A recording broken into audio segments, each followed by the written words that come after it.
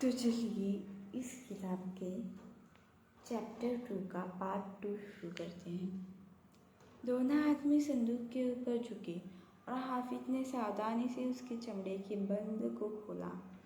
आखिरकार संदूक खुल गया। इरास्मस आगे झुका और उसने हाफिज के कंधों के ऊपर से संदूक के सामान पर नजर डाली। उसने हाफिज की तरफ देखा और हैरत से अपने सिर हिलाया। संदूक में कुछ भी नहीं था। वहाँ पर केवल ताड़पत्र थे, चमड़े के ताड़पत्र। हाफिज ने अंदर हाथ डालकर धीरे से एक ताड़पत्र निकाला। पल भर के लिए उसने अपने सीने से लगाया और अपनी आंखें मूंद ली। उसके चेहरे पर असीम शांति छाई हुई थी और वहाँ से उम्र की लकीरें मिट गई थी। फिर वह अपने पैरों पर खड़ा हो गया और संदूक की तरफ इशारा किया। अगर इस कमरे में हीरे भरे होते तो भी उनकी कीमत इन ताड़पत्रों से अधिक नहीं हो सकती थी। मेरे पास जो भी सफलता, सुख, प्रेम, मन की शांति और दौलत है, वो सब इन्हीं चंद ताड़पत्रों में लिखी हुई बातों की बदौलत है। मैं इसका और इन्हें लिखने वाले बुद्धिमान लोगों का एहसान कभी नहीं उतार सकता। जिसने यह ताड़पत्र मुझे दिए थे, मैं उसका एहसान जिंदगी भर नहीं भूलूंगा।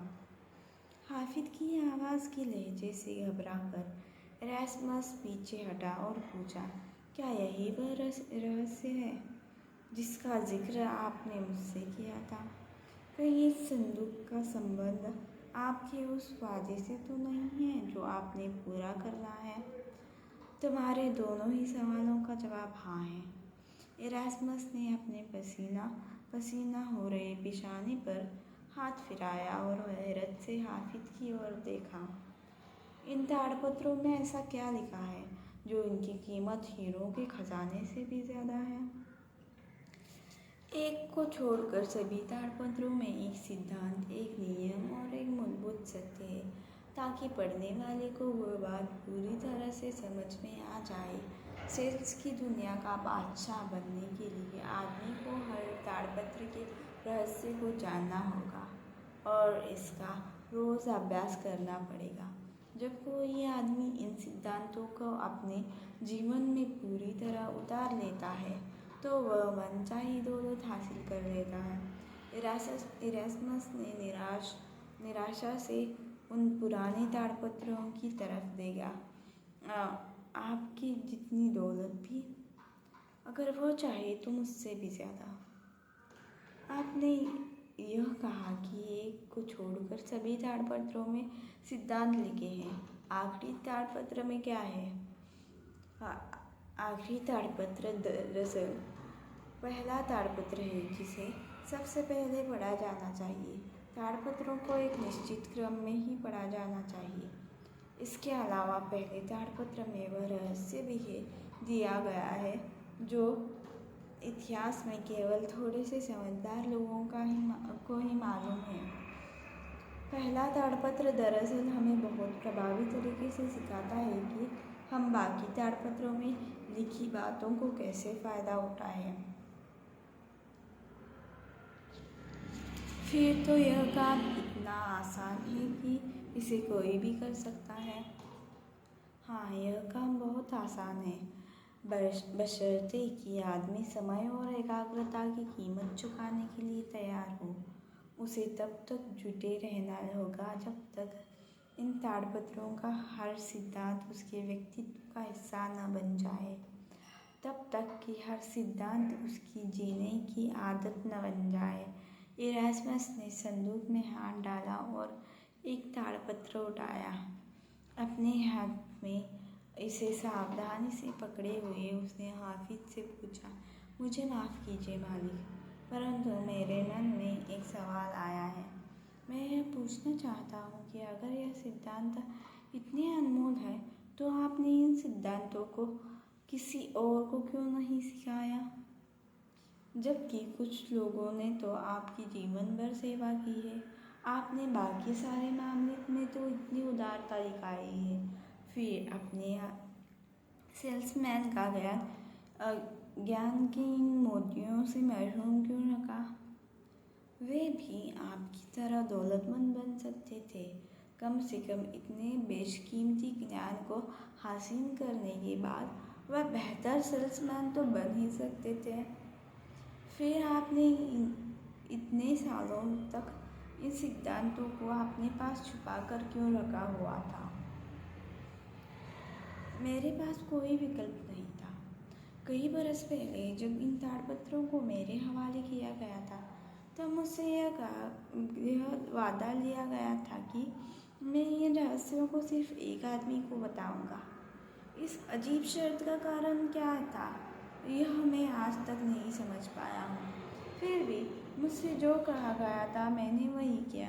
मुझसे यह कहा गया था कि मैं इन ताड़पत्रों के सिद्धांतों को अपने जीवन में उतारूं, और जब मेरे लिए इनका काम खत्म हो जाए तो इसके बाद एक दिन मुझे कोई ऐसा आदमी मिल जाएगा जिसे इन ताड़पत्रों के मार्गदर्शन और मदद की उतनी ही ज़रूरत होगी जितनी मुझे अपनी किशोरावस्था में थी। कोई चमत्कारी संकेत मुझे बता देगा कि मुझे उसी आदमी को ताड़पत्र देना है। हालांकि यह संभव है कि मैं यह ताड़पत्र जिसके हवाले करूँ वह खुद इन ताड़पत्रों के बारे में न जानता हो।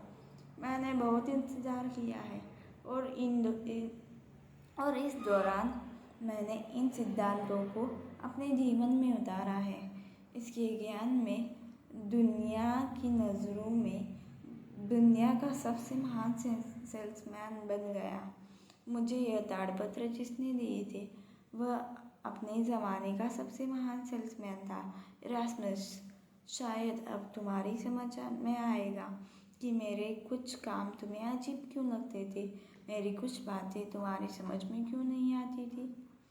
पर तुम्हें यह तो मानना ही पड़ेगा कि मैंने जिस काम में भी हाथ डाला मुझे हर काम में सफलता मिली। ऐसा इसलिए हुआ क्योंकि मैंने हमेशा इन ताड़पत्रों के मार्गदर्शन के हिसाब से काम किया और फैसला किया। यह जान लो मेरे दोस्त, मैंने अपनी बुद्धि से इतनी सारी दौलत नहीं कमाई है। मैं तो सिर्फ एक माध्यम था। असली दौलत तो इन ताड़पत्रों ने कमाई थी। क्या आपको अभी भी भरोसा है कि आपको यह ताड़पत्र जिसके हवाले करने हैं वह इतने सालों बाद भी आपके पास आएगा? हाँ। हाफिज ने ताड़पत्रों को जतन से अंदर रखा और संदूक को बंद किया। उसने धीमी आवाज़ से घुटनों के बल बैठे बैठे कहा, क्या तुम मेरे साथ उस दिन का इंतज़ार करोगे, इरास्मस? खजांची ने यह सुनकर हाफिज का हाथ थाम लिया। इसके बाद वह कमरे से बाहर चला गया, जैसे उसके मालिक ने उसे आँखों में ऐसा करने को कहा है। हाफिज कुछ देर तक संदूक के पास खड़ा रहा और फिर वह वहाँ से चला गया। पूरब दिशा से हवा सीधे बूढ़े आदमी के चेहरे पर आ रही थी। हवा में झीलों की खुशबू थी और उसके पार के रेगिस्तान की भी थी। दमिश्क के अपने महल की छत पर खड़ा वह मुस्कुराया। उसे कुछ बीती बातें याद आ गईं। तो ये था चैप्टर 2 का पार्ट 2। अगर आप चाहते हैं कि मैं ऐसे ही थैंक यू।